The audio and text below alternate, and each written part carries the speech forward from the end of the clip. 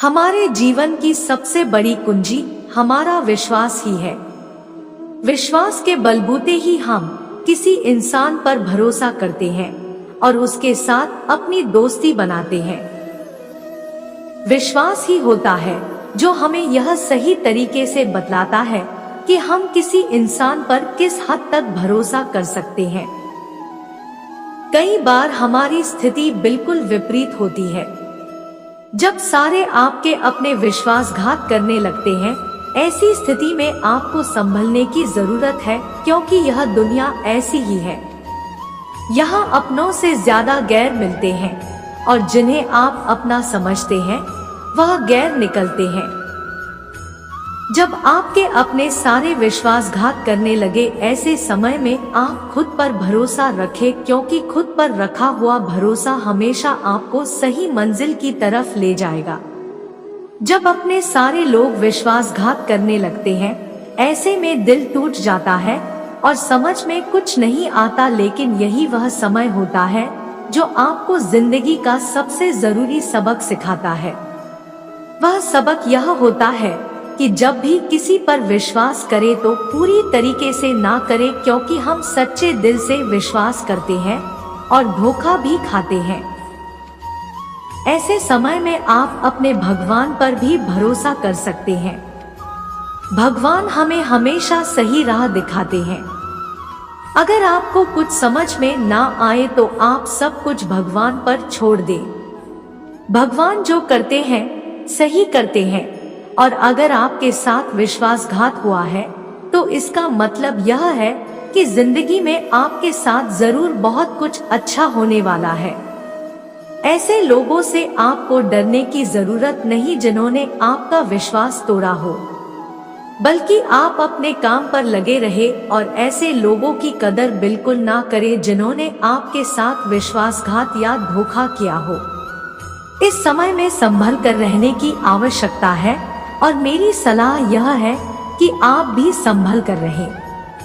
भगवद गीता का संवाद भगवान श्री कृष्ण और अर्जुन के बीच हुआ था, जब अर्जुन युद्ध भूमि के करीब पहुंचकर उसके द्वारपण का निर्णय नहीं ले पा रहे थे। अर्जुन दुखी और उदासीन थे और उन्होंने युद्ध में भाग लेने से इनकार कर दिया। इस परंपरागत परिस्थिति में अर्जुन ने अपने विश्वास को खो दिया था और वह विश्वासघात के शिकार हो गए थे। इस मामूली संवाद से भी बढ़कर भगवान श्री कृष्ण ने अर्जुन को धार्मिक और आध्यात्मिक दृष्टिकोण से समझाया और उन्हें उनके कर्तव्य का पालन करने की सलाह दी। इस संवाद के माध्यम से गीता विश्वासघात के खिलाफ खड़ी होने की महत्वपूर्ण शिक्षा देती है और यह बताती है कि हमें कैसे अपने विश्वास को मजबूती से रखना चाहिए। यह कहानी है एक गांव के एक छोटे से लड़के की, जिसका नाम आदित्य था। आदित्य गरीब था, लेकिन उसमें विशेष गुण थे उसका विश्वास और समर्पण। गांव में एक बड़े ही धनवान व्यापारी का आगमन हुआ, जिसका नाम सुमित था। सुमित के पास सब कुछ था, धन, संपत्ति और शक्ति, लेकिन उसमें एक बड़ी समस्या थी, उसका विश्वासघाती नजरिया। वह अकेले अपने लाभ की पर्याप्त नहीं था, वरन उसका लक्ष्य था कि वह गांव के लोगों के साथ भी उनकी कमाई से हिस्सा ले। एक दिन सुमित ने गांव के लोगों से एक सभा बुलवाई। सभा में उसने यह प्रस्तावित किया कि वे सब अपने खेतों को उसके पास दे दें और वह उनकी कमाई का एक अच्छा हिस्सा उन्हें देगा।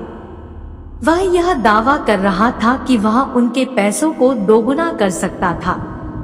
गांव के लोग थोड़े से विचार करने के बाद सहमत हो गए। वे सुमित के विश्वास को देखकर विश्वास करने लगे। आदित्य, छोटे से लड़के ने भी अपना खेत सुमित को सौंप दिया। पहले हफ्ते में ही सुमित ने अपने कारोबार को बढ़ा दिया और अपनी कमाई को दोगुना किया। लोग चौंके रह गए और वे विश्वास में हो गए कि सुमित सच में एक जादूगर है। यह देखकर अन्य ग्रामीण भी अपने खेतों को सुमित को सौंप देने लगे। सुमित के अच्छे दिन चलने लगे और वह धन की दौलत में और भी अधिक डूब गए। एक दिन सुमित ने फिर एक सभा बुलवाई, लेकिन इस बार उसने कहा कि वह अब किसी के साथ अपना लाभ नहीं बांटेगा, बल्कि सब कुछ अपने पास रखेगा। यह सुनकर गांव के लोग चौंके रह गए, क्योंकि उनका विश्वास सुमित पर ही था और वह अब उनके साथ विश्वासघात कर रहा था। आदित्य, छोटे से लड़के ने इस समय आवाज उठाई और कहा, सुमित भैया, हमने आपके विश्वास के साथ आपको अपना सब कुछ सौंपा था। हमें आप पर विश्वास था कि आप हमारे साथ अन्याय नहीं करेंगे।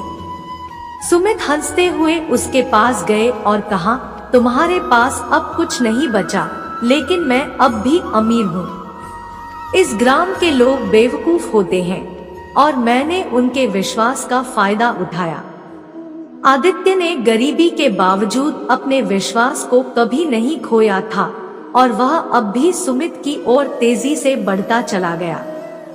एक दिन गांव में एक बड़ा बाढ़ आई।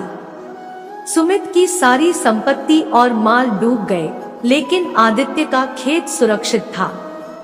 आदित्य ने अपने विश्वास और मेहनत के साथ अपने खेत को खोया नहीं। इस घड़ी में सुमित का आत्मविश्वास टूट गया और वह अपनी भूल को समझ गए कि विश्वासघात करने से वह कुछ भी हासिल नहीं कर सकता था। यह कहानी हमें यह सिखाती है कि जब हम दूसरों के विश्वास को धोखा देते हैं, तो हम अपने आप को भी हानि पहुंचाते हैं। विश्वास और ईमानदारी की मूल्य जीवन में अत्यधिक महत्वपूर्ण है और हमें उन्हें कभी भी नहीं खोना चाहिए।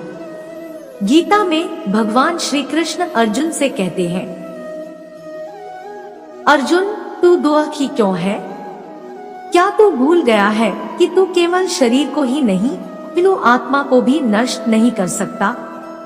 तू जो कुछ कर रहा है वह केवल तेरे शरीर और मन के साथ है, अपितु तू अमर आत्मा है।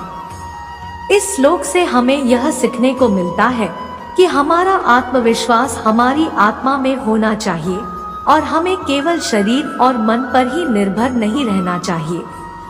जब हम अपने आत्मा में विश्वास करते हैं, तो हम विश्वासघात की ओर बढ़ने का खतरा कम होता है।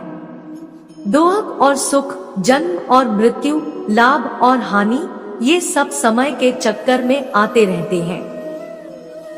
हमें इनका सामर्थ्य सहने का योग्य होना चाहिए और विश्वासघात नहीं करना चाहिए।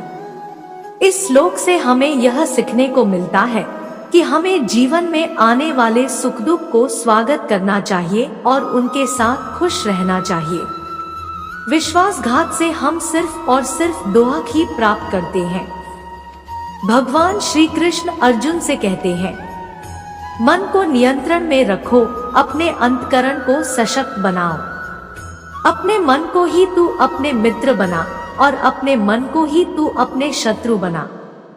इस श्लोक से हमें यह सीखने को मिलता है कि विश्वासघात से बचने के लिए हमें अपने मन को नियंत्रित करना होगा। हमारा मन ही हमारे विचारों और क्रियाओं का मूल होता है और जब हम अपने मन को सशक्त बनाते हैं, तो हम विश्वास को बनाए रख सकते हैं। जिस तरह से हमारा शरीर देखभाल के बावजूद कभी ना कभी बीमार पड़ता है, चोट लगती है और कोई ना कोई ऑपरेशन भी होता है, उसी तरह जीवन चलाने के लिए अपनों पर, अपने दोस्तों पर, अपने साथियों पर विश्वास करना होता है, तभी आप बड़े कार्य कर पाते हैं। पर इनमें से धोखा देने वालों की भी कमी नहीं और विश्वास तब होता है जब कोई अपना धोखा दे और इतना स्वार्थी हो जाए कि आपकी आत्मा तक हिल जाए। एक ऐसा सेटबैक यानी दिल पर चोट लगने वाली स्थिति मैंने भी सही है और उस इंसान के साथ संबंध को हमेशा हमेशा के लिए दफना दिया। ईश्वर का खेल भी निराला है, अपना ही विश्वासघात करता है, सड़क पर चलने वाला नहीं। सड़क पर चलने वाला चोरी कर लेगा, डकैती करेगा, पर विश्वासघात नहीं करता। इस प्रकार का विश्वासघात ही इंसान को विरक्त इंसान बनाता है और आप संसार में अत्यधिक मोह को त्याग देते हैं। समस्या यह होती है कि अपनों को सजा भी नहीं दी जा सकती, क्योंकि सारे घर वाले कहते हैं कि तुमने भावनात्मक संबंध जोड़ा ही क्यों। विश्वासघात एक एक्सपीरियंस है, एक आघात है, जीवन का एक ऐसा प्रसंग जो मरने के साथ ही दफन होता है। यह एक सीख भी देता है, अपनों पर भी भरोसा एक सीमा तक ही ठीक है। विश्वासघात करने वालों को परमात्मा ने बेशर्मी दी हुई होती है और वे अपनी आदत से मजबूर होते हैं। समाज में हर तरह के लोग रहते हैं। भगवद गीता के संदेश से हमें यह भी सीखने को मिलता है कि विश्वासघात का कोई सही आधार नहीं हो सकता। हमें दूसरों के साथ समझदारी और सहयोग करना चाहिए और विश्वासघात की बजाय विश्वास को बढ़ावा देना चाहिए। इस तरीके से हम समृद्धि, सामंजस्य और आनंद की ओर अग्रसर हो सकते हैं और समाज में सद्गुण और नैतिकता का पालन कर सकते हैं।